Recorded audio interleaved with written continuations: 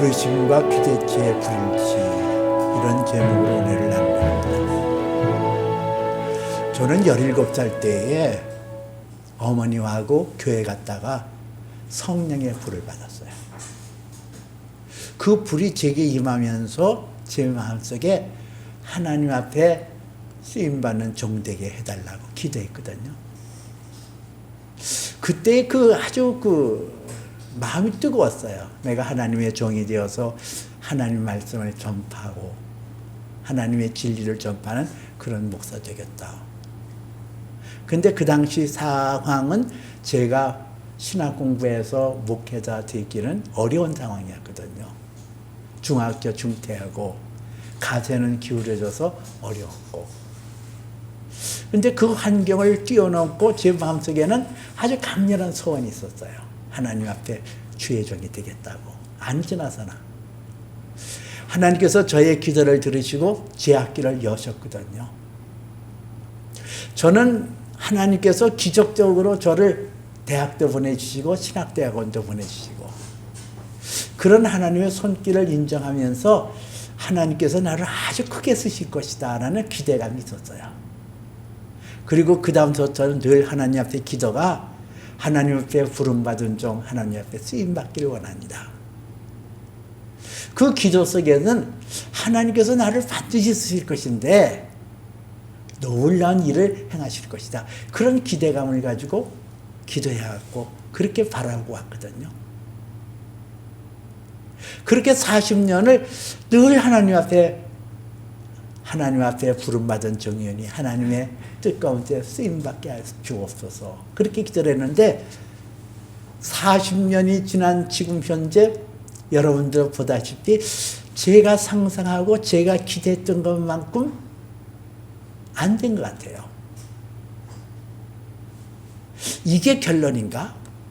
내 기대는 이게 아니었는데 그런 어떤 때는 우울감도 생기고 어떤 때는 실망감도 생기고 근데 이런 현상은 저에게만 해당되는 것 같지는 않아요. 믿음의 사람들이 하나님 앞에 부르심을 받았다는 것은 우리가 예수를 믿게 되었다는 거거든요. 아버지께서 너희를 부르지 아니하면 아무라도 올 자가 없느니라 그랬거든요. 이 부르심이라는 게 있기 때문에 저도 여러분도 예수님을 믿게 되었단 말이에요. 이 믿음이라는 게 하나님의 선물이고 하나님의 은혜고 축복이면 틀림이 없거든요.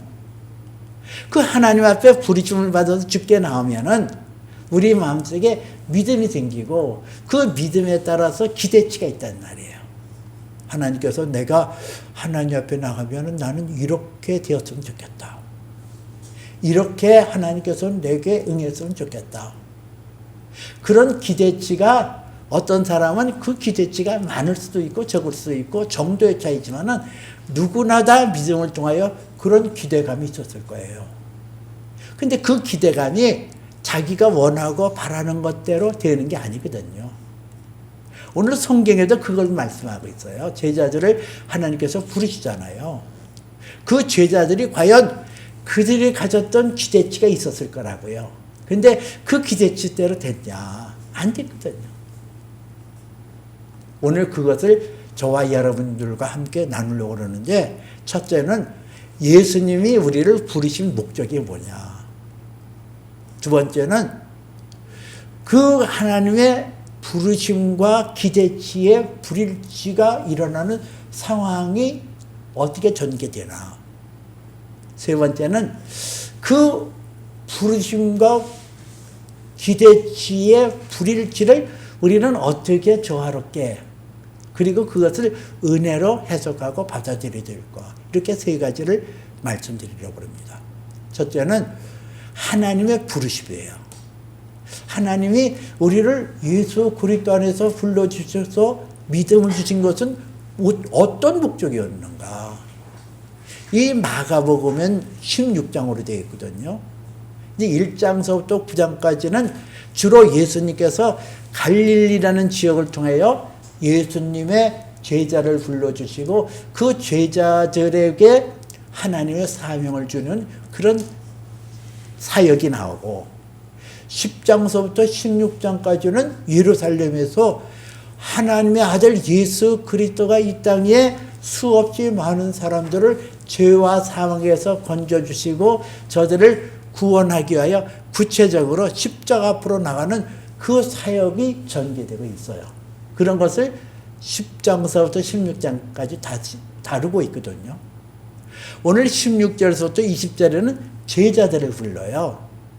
갈릴리 해변에서 예수님께서 지나가시다가 시몬과 안드레를 부르시고, 그리고 또 지나가시다가 야고보와 그의 형제 요한을 불러줬다, 이렇게 나오거든요. 왜 저들을 불러줬을까? 두 가지예요. 하나는 그 예수님께서 그 제자들에게 나를 따르라 말씀하셨거든요. 나를 따르라. 이 나를 따르라는 것에는 예수님의 가신 길을 나와 함께 걸어가자라는 의미가 있어요. 예수님의 걸어가신 그 발자취를 따라서 너희도 나를 따라와라. 예수님이 가신 길. 예수님이 가신 길은 이 땅에서 십자가의 길이에요. 십자가에서 처절하게 죽잖아요. 그러나 십자가에서 죽음으로 끝나는 게 아니라 예수님은 죽은 자 가운데서 사흘 만에 부활하셔서 하늘과 땅과 모든 권세를 지니신 분으로 나타나시거든요. 예수님에게서 예수님이 나를 따르라는 것은 이 땅에서 영광을 누리고 이 땅에서 존귀를 누리는 것이 아니라 하늘의 영광과 존귀함으로 너희가 나와 함께 기쁨을 누리자, 그 뜻이 담겨 있어요. 또 하나는 저들에게 너희는 나를 따르라 말씀하셨고 내가 너희를 사람 낚는 어부 되게 하리라 그랬거든요. 이 사람 낚는 어부 되게 하리라, 이거는 사명이에요. 예수님 앞에 부르심을 받은 것은 예수님을 따라서 그분을 본받아 가는 것이 우리들의 어떤 부르심의 그 목적이라고 한다면, 내가 너희를 사람 낚는 어부 되게 하리라, 이것은 사명이란 말이에요. 이 부르심과 사명이라는 것은 동전의 양면같이 아주 이게 같이 가는 거거든요. 부르심만 가고 사명은 안 따라가고 그런 건 아니에요. 근데 그 사명에 있어서 예수님께서 제자들에게 말씀하시는 것이 너희는 나를 따르라, 내가 너희를 사람 낚는 어부 되게 하리라 그랬거든요. 여기서 보니까 내가 너희를 사람 낚는 어부 되게 하리라, 영어 성경에 보니까 I will make you fishers of men 이렇게 나와요. 그러니까 이것은 내가 무슨 어떤 것이 되어지는 게 아니거든요. 내가 사람 낚는 어부 되겠지? 내가 이제까지는 고기 잡는 어부였지만은 이제는 내가 사람 낚는 어부 돼야 돼. 내가 사람을 이끌어서 주님께로 인도해주는 그런 사람 돼야 돼. 내가 결단하고 내가 행하는 것이 아니라 I will make you, 내가 너를 만들리라 그랬거든요.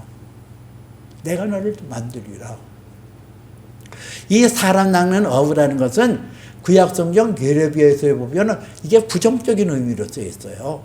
사람을 갈고리로 끼고 코에 끼워서 그 사람들을 심판하는 자리를 이끌어주겠다, 그 뜻이 나오거든요. 근데 예수님께서 지금 저들에게 내가 너를 사람 낚는 어부 되게 하리라, 그런 것은 저들을 정죄하고 심판하고 멸망에 이르도록 가기 위해서 내가 너희를 사람 낚는 어부 되게 하리라, 그런 게 아니라 예수께서 사람을 주께로 돌아와 저들의 죄와 사망의 권세에서 벗어나 하늘 생명체로 하늘의 영광에 이르는 사람으로 만드시기 위해서 나를 불렀다. 너는 이 사명을 가지고 가라, 이 뜻이에요. 그러면 여기서 이 부르심과 이 사명이라는 것은 동전의 양면이라고 그랬잖아요. 같이 가는 거라고 그랬잖아요. 마치도 벌꿀이 부름을 받은 건 어떤 나비로 부름받은 게 아니에요. 벌꿀로 부름받은 거거든요. 그 벌꿀의 사명은 뭐예요? 꽃에 달아들어서 그 꽃에서 꿀을 채집해서 부지런히 그 벌집에다가 싸놓는 게 그게 꿀벌의 사명이란 말이에요. 근데 보세요. 그 벌이라는 존재로 부르심을 받았어요. 다른 걸 부르심 받은 게 아니에요.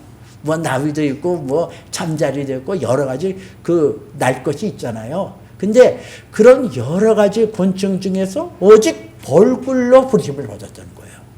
그리고 벌꿀의 사명은 꽃을 향하여 날아서 꽃 안에 담겨있는 꿀을 채집해서 벌집에 채우는 게 사명이잖아요. 근데 이 사명을 잘 한번 살펴보세요. 꽃을 준비하는 게 누구예요?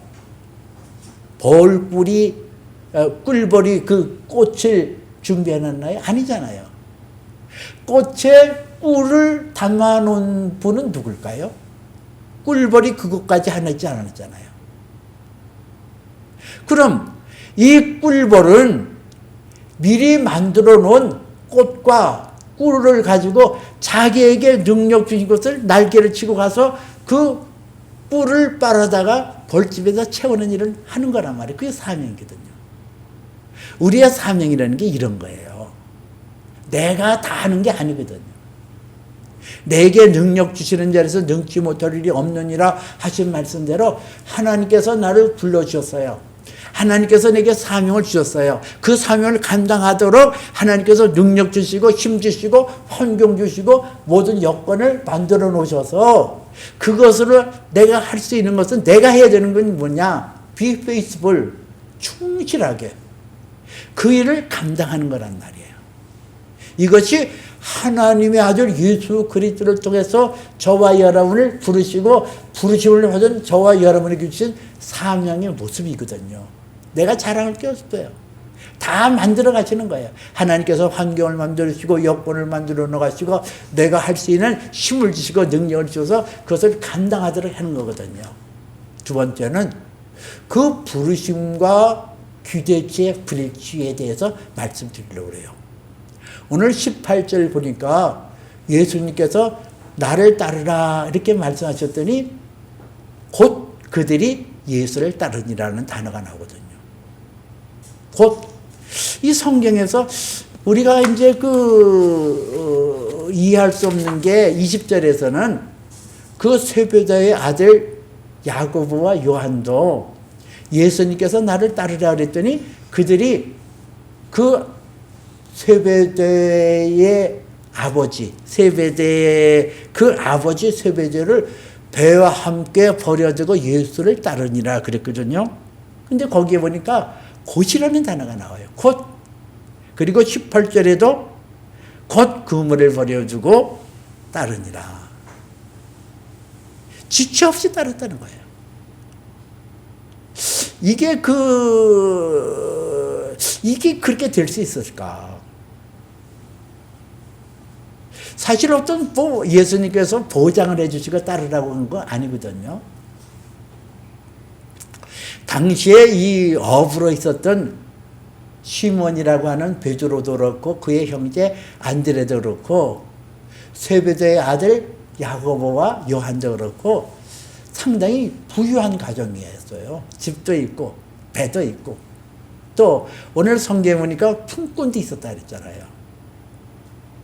그리고 이 야고보와 요한의 아버지 세베대는 그 당시 갈릴리 지역에서 협동조합의 아주 큰 몫을 담당하는 그런 분이었을 것이라고 추정을 해요. 그리고 사회적인 어떤 정량 인사이기도 하고요. 그 가정도 있고 집도 있고 그들의 생업인 그 어부였는데 그 어부에게 필요한 배도 있고 생활이 넉넉했어요. 당시의 어업이라는 것은 아주 그냥 고부가가치가 붙는 그런 직종이었다 이렇게 얘기하거든요. 왜냐하면 사람들은 싱싱한 고기를 먹고 싶어 할 때 교통이 발전하지 않는 그런 상황 속에서 그 갈릴리 지역에서 고기를 잡는 것은 아주 신선했기 때문에 그 신선한 고기를 누구든지 좋아했고 그 고기에 비싼 값을 주고 사 먹기를 좋아했다는 거예요.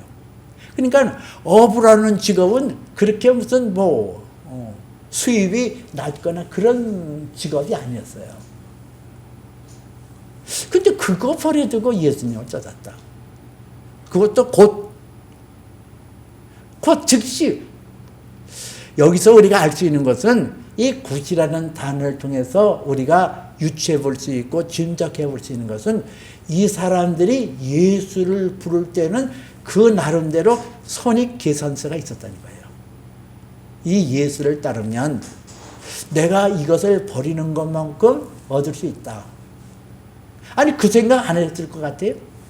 이건 내가 버리면은 이거를 얻게 되어지는데 이거 버리는 것보다 훨씬 좋은 무엇을 얻을 수 있다라는 기대감이 있으니까 그 예수를 곧 따랐지. 그러지 않으면 그 예수를 그렇게 따랐겠냐고요. 어떤 기대감이었을까? 그 당시 환경에 있어서는 예수님께서 오셔서 기적을 행하시고 놀라운 그런 무슨 병든 자를 고쳐주시고 귀신을 쫓아내시고 이런 현상이 일어나면서 그 예수가 이스라엘 백성들에게 오랫동안 전파되었던 메시아 구원자라는 것을 저들은 믿었어요. 오랫동안 이스라엘 백성들이 그 로마의 식민지로서 고통을 당했거든요. 이 로마의 식민지에서 벗어날 수 있게 해주는 유일한 사람이 그 예수가 될 수 있다라고 그들은 믿었어요. 그 예수가 이 로마라는 나라를 뒤집고 그 이스라엘에 평강을 주고 이스라엘을 회복시킬 때가 되어지면은 그 예수는 굉장히 추앙받는 인물로 세움을 받을 것이요. 그리고 그 예수를 따랐던 우리들에게 돌아올 몫은 얼마큼 클까? 그런 기대를 왜 안 했겠어요? 그런 기대를 했죠. 그래서 그 나라가 오면은 또 예수의 나라가 오면은 그 좌편과 우편에 내 아들을 세워달라고 세베다의 아내고 야고보와 요한의 어머니였던 그분이 그 예수님 앞에 그렇게 청을 하잖아요. 근데 그 세베다의 아내고 야고보와 요한의 어머니는 예수님의 모친이었던 마리아하고 친척 관계였던 것으로 유추해 볼 수 있어요.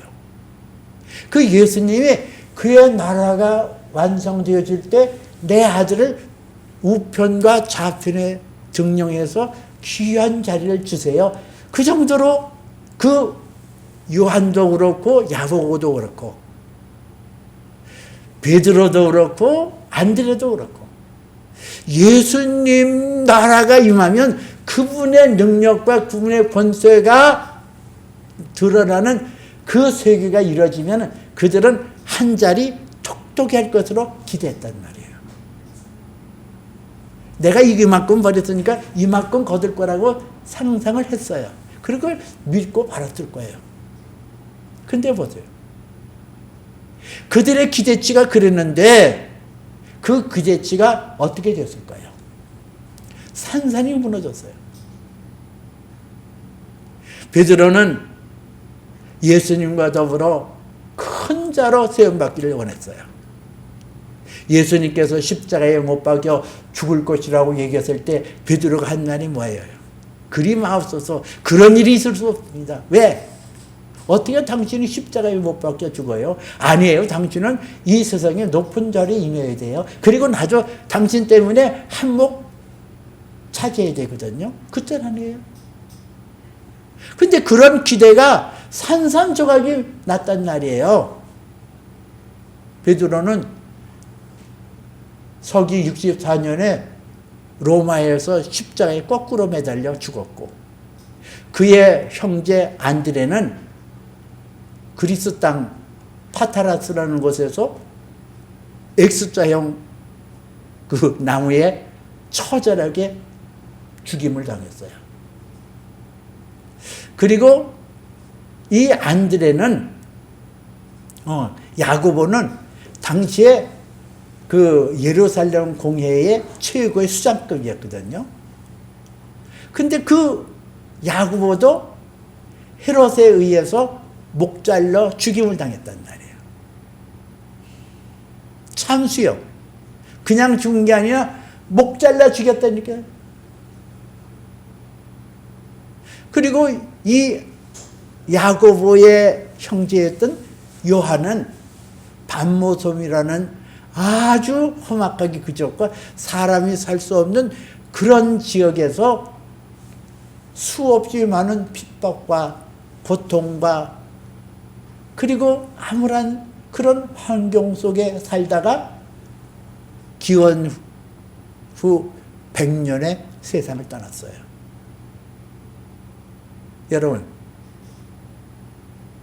여러분의 지금 마음속에 뭐가 떠올라요? 아니, 하나님이 짓궂 줘도 이만저만한 짓궂은 분이 아니래. 부를 때는 언제고 그 부르심을 받아서 주님 앞에 나온 사람을 결론을 그렇게 지을 수 있을까? 아니, 해도 너무한 거 아니에요? 여러분 어떻게 생각해요? 해도 너무한 거 아니에요? 만약에 베드로도 그렇고 그의 형제 안드레도 그렇고 야고보도 그렇고 요한도 그렇고 자기 인생의 결론이 예수님을 따랐더니 예수님의 제자가 되어서 그분을 따르고 갔더니 그들의 인생의 결론이 나무에 거꾸로 매달려 죽고 X자에 매달려 죽고 목 잘려 죽고 서원에 유배당해서 제대로 먹지도 못하고 굶주림 속에서 압박당하고 고통당하다가 인생을 그렇게 종친다라고 생각했다고 한다면 저들이 과연 예수님이 나를 따르라 할 때 곧 그물을 버려두고 따를 수 있었을까? 그것을 미리 기억하고 그것을 바라봤다면 아버지 세베대와 품꾼을 내버려두고 예수를 그렇게 즉각적으로 자기들의 산업이요 자기들의 기업이었던 배도 떠나버리고 자식도 떠나버리고 아비도 떠나버리고 그렇게 따를 수 있었을까? 여러분은 어떻게 생각해요? 여러분의 믿음의 결론이 이런 것이라고 한다면 여러분들이 죽자사자 예수님 앞에 나와 예수님의 말씀 듣고 그분의 교훈을 쫓아 나갔더니 내 인생이 십자가에 못 박혀 죽고 유배당하고 그렇게 처절하게 내 인생이 끝을 맞춘다고 한다면 여러분들은 그래도 예수님을 따라야 해요. 스스로 한번 생각해 보세요. 여러분들이 예수님의 제자들처럼 그런 인생의 결론이 된다고 하더라도 여러분들은 그래도 예수님을 따르겠어요. 제자들이 과연 그 십자가의 형을 받고 그렇게 박해받고 끔찍한 죽음을 당할 때 그들이 후회했을까요? 내가 이러려고 예수를 따랐나? 내가 이러려고 예수를 따른 거야? 이랬을까요? 아니에요. 어떻게 그 사람들이 그 십자가에서 예수님처럼 내가 바르게 못 박힐 수 없다. 나는 거꾸로 못 박히게 해달라. 그리고 베드로가 요청을 해서 십자가에 거꾸로 매달려 죽고 어떤 제자는 화형당해서 죽고 어떤 자는 톱으로 쓸림을 받으며 죽는 그런 환경이 그 환경 속에서 그들은 후회하고 몸서리쳤을까요? 아니에요. 어떻게 그 사람들이 후회하지 않고 그것을 감당할 수 있고 기쁨으로 받아들일 수 있을까? 예수님이 나를 따르라고 할 때에 그 명령을 쫓아 그의 평생을 쫓아 예수님을 따랐기 때문에 그래요. 그 따르는 과정 속에서 예수님께서 내가 너희를 사람 낚는 어부되게 하리라 하신 그 약속의 말씀대로 그들은 죽었으나 그들은 세상에서 멸망당한 것 같으나 그들은 세상에서 가치없게 그렇게 끝맺음을 가는 것 같으나 내가 너를 살아남는 어부 되게 하리라. I will make you fishers of men. 내가 너를 만들어 주리라 하신 말씀대로 하나님께서 저들을 살아남는 어부되게 만들었기 때문에 저들의 죽음은 결단코 저주의 죽음이 아니라 영광의 죽음이었고, 저들은 가치없는 인생을 끝마치는 것이 아니라 아주 가치 있고 보배로운 인생을 결말지었음을 저들은 맛보았고, 그리고 저들은 소망 중에 그 모든 것을 감내할 수가 있었다는 얘기예요. 다니엘서 12장 3절에 보니까 많은 사람을 옳은 대로 인도하는 자는 별처럼 영원토록 비치리라 그랬거든요. 예수님께서 저들을 만들어 주셨습니다. 예수님께서 저들을 사람 낳는 어부되게 하셨어요. 그래서 그들이 죽었을지언정 그 죽음을 통해서도 많은 사람을 옳은 대로 인도했고, 저들이 십자가에서 고통을 당했지만은 그 고통을 통하여 많은 사람들이 예수께로 돌아왔어요. 옳은 대로 돌아왔어요. 그래서 결론은 그들에게 그 모든 것이 상급이 됐기 때문에 그들은 죽었어도 영원토록 비치는 별과 같은 존재가 되었다는 얘기예요. 세 번째는 이 부르심과 기대의 불일치에 대해서 우리는 어떻게 이해를 하고 어떻게 그것을 해석해야 될까? 우리가 하나님 앞에 부름받아서 이 땅에서 하나님이 주신 사명을 감당하는 데 있어서 착각하는 게 있어요. 내가 내 기쁨을 위해서 하겠다. 내가 내 스스로 결산하겠다. 그래서 스스로 결산합니다. 아, 나는 이 정도면 성공했어. 아, 나는 이 정도에서는 실패한 자야. 아니에요.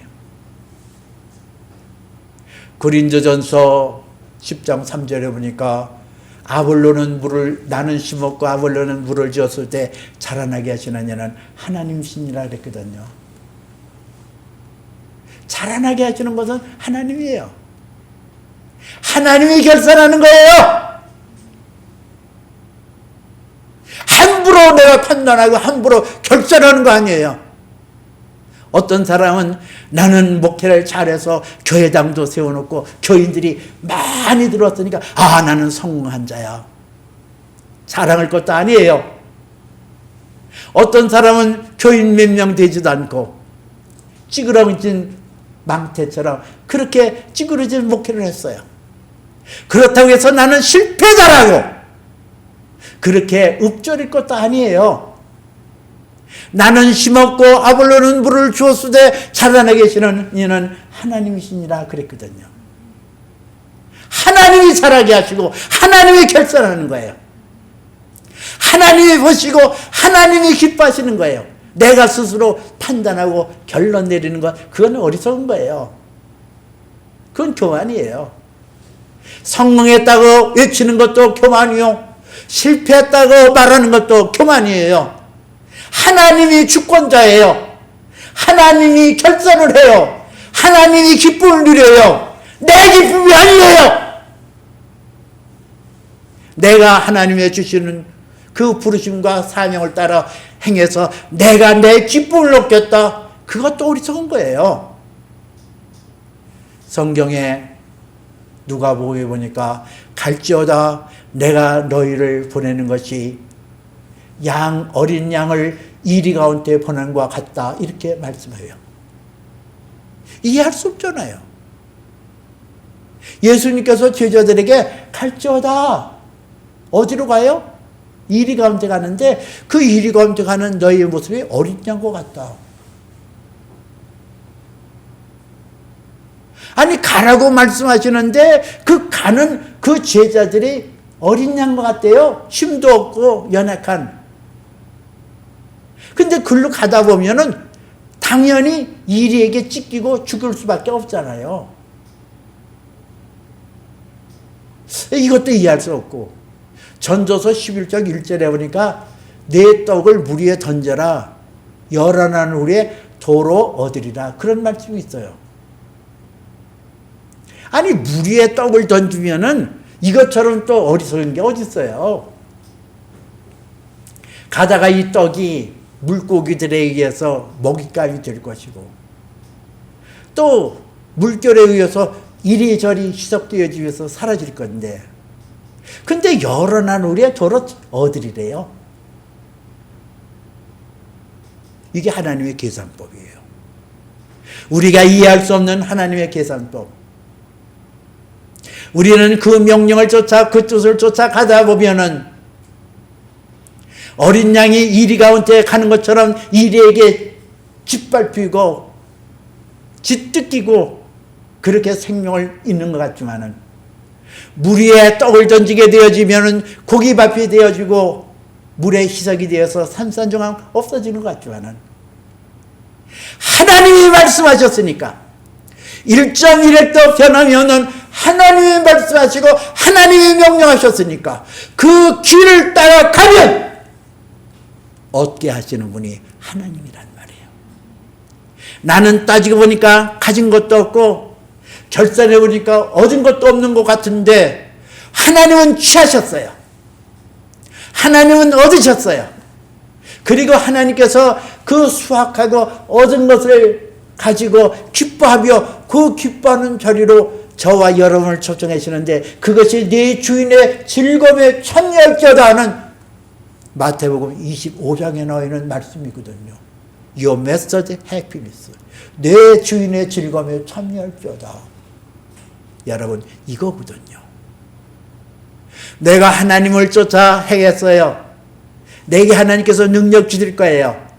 그리고 모든 여건을 만들어줘서 이 사명을 감당하도록 할 거예요. 우리가 할 것은 even to the point of death. Be faithful. Be faithful even to the point of death. 죽도록 충성하라. 마지막 순간까지. 내가 결론을 내리는 것이 아니라 마지막 순간까지 be faithful. 충실하라. 내 일을 감당해놔라. 결론은 내가 짓는 것이 아니라 하나님이 지으시거든요. 나는 하나님의 충성된 종으로 행했더니 하나님께서 나의 결산을 하나님께서 하시고 하나님께서 기뻐하시고 그 기쁨의 자리로 저와 여러분을 초청하시는 것, 이것이 하나님의 방법이에요. 하나님의 부르신 자에게 행하시는, 그리고 부르신 자에게 사명을 주시고 그 뜻을 이루어서 그 기쁨에 참여하게 하는 것, 하나님의 방법이에요. 그렇다고 한다면 부르심과 기대치가 불일치에 대해서 이것이 불균형 갖췄다고 우리가 원망할 것도 아니에요. 불평할 것도 아니에요. 하나님의 부르심은 분명합니다. 하나님께서 내게 사명을 주시고 그 사명을 감당할 수 있는 모든 능력과 모든 권세와 모든 환경을 주십니다. 우리는 하나님 앞에서 내가 스스로 어떤 결론이 되어진다 할지라도, 어떤 상황이 된다 할지라도 실망하거나 좌절할 필요 없어요. 인내하며 참으며 하나님의 기쁨의 대열에 들어서는 저와 여러분 되어야 될 거예요. 이 은혜가 여러분과 저에게 있어지기를 주님의 이름으로 축복해 드립니다.